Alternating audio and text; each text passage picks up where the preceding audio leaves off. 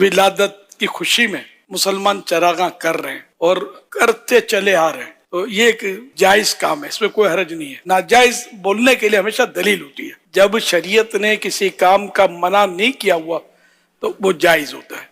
مولانا الیاس قادری ہے، وہ کہتے ہیں کہ میلاد منانا جو ہے شرعی طور پہ منع نہیں ہے، جس کی وجہ سے ہم منا سکتے ہیں اگر اس میں تو کوئی حرج اس کا نہیں جواب ہے۔ یہ ہے جی منع اچھا کہیں نہیں ہے۔ منع نہیں ہے، اس سے پوچھنا چاہیے کہ اصل کیا ہے۔ اصل تو یہ ہے کہ جو چیز نبی اکرم صلی اللہ علیہ وسلم نے کیا ہے وہی کرنا چاہیے۔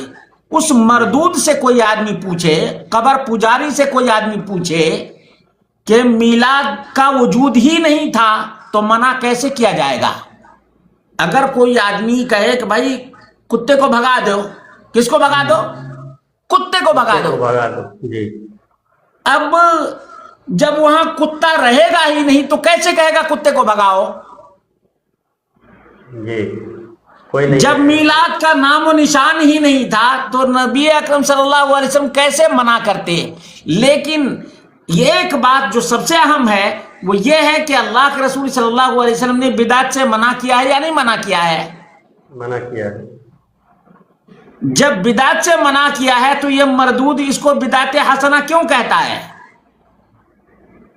جی جب منع سب اللہ کے رسول صلی اللہ علیہ وسلم ہر خطبے میں یہ بات بیان کیا کرتے تھے، کل محدثۃ بدعہ وکل بدعۃ ضلالہ وکل ضلالۃ فی النار، کہ دین میں ہر چیز بدعت ہے اور بدعت گمراہی کو کہتے ہیں، گمراہی کا انجام جہنم کی بڑھتی ہوئی آگ ہے۔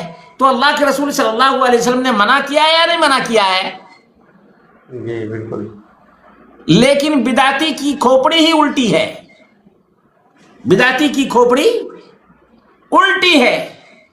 اس مردود سے کوئی آدمی کہے کہ تو منع کی بات کرتا ہے، پولیس والا تم کو چالان کاٹ کر کے دے دے، کیا کاٹ کر دے دے؟ چالان کاٹ کے دے دے۔ جی چالان کاٹ کر دے دے، تو بھائی یہ قانونی چیز ہے، کیا ہے یہ؟ قانونی چیز۔ اگر کوئی قانون کی لاپرواہی کر رہا ہے اس کو چالان کاٹ کر دیا جاتا ہے یا نہیں؟ جی جی اور پولیس والا ایک جوتا بھی مار دے چالان کاٹنے کے بعد، جی یاد رہے گا؟ یاد رہے گا؟ پہلے یہ اس بات کو سمجھ لو، اگر کوئی پولیس والا چالان بھی کاٹ دے اور جوتا بھی مارے جی اس وقت یہ بدعتی کیا کہے گا؟ بدعتی کہے گا میرے پولیس والے تم نے چالان تو کاٹ دیا، جوتا کیوں مارا؟ جوتا کیوں مارا؟ تو پولیس والا بدعتی کی بات دہرائے گا کہ بھائی چالان کاٹنا تو ہمارا فرض تھا، جوتا ہم اس لیے مارے ہیں کہ اس کو کہیں جوتا مارنے کو منع نہیں کیا گیا ہے، جوتا مارنا منع نہیں کیا گیا، نہیں کیا گیا ہے، اسی لیے ہم تم کو جوتا مارتے ہیں۔ بدعتی کی اس طرح سے جوتوں سے ٹھکائی جب ہو جائے گی نا تب پتا چلے گا کہ منع کہاں ہے، منع کہاں ہے۔ یہ ایسے ہی لوگ ہیں، یہ بھی کہتے ہیں کہ ائمہ اربعہ میں اور بھی جگہ سے کہیں سے بھی مطلب ممانعت نہیں ہے تو یہ چیز جائز ہو جاتی ہے، اس کو منانے میں کوئی حرج نہیں ہے۔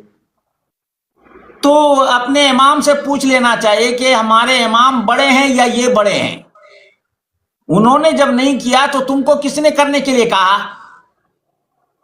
جب نہیں کیا تو یہ سب سے بڑی دلیل ہے کہ اس کا نام و نشان نہیں ہے، نہیں کیا نا، اس بات کا اعتراف ہے۔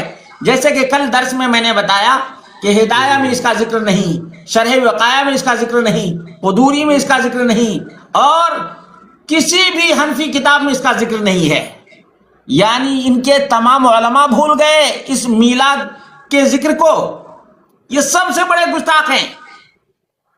میں نے بتایا نا کہ اولیاء کے بھی گستاخ، اماموں کے بھی گستاخ، صحابہ کے گستاخ، نبی کے گستاخ، قرآن کے گستاخ، اللہ کے گستاخ یہ لوگ ہیں۔ عقل و خیرت سے گئے ہوئے ہیں، پیدل ہیں، عقل سے پیدل ہیں یہ بدعتی۔ ان کو جب کہیں سے کوئی دلیل نہیں ملتی ہے تو یہی کہہ دیتے ہیں کہ منع تو نہیں کیا. ارے بھائی کس چیز سے منع نہیں کیا ہے؟ بدعت سے اللہ کے رسول صلی اللہ علیہ وسلم نے منع کر دیا ہے.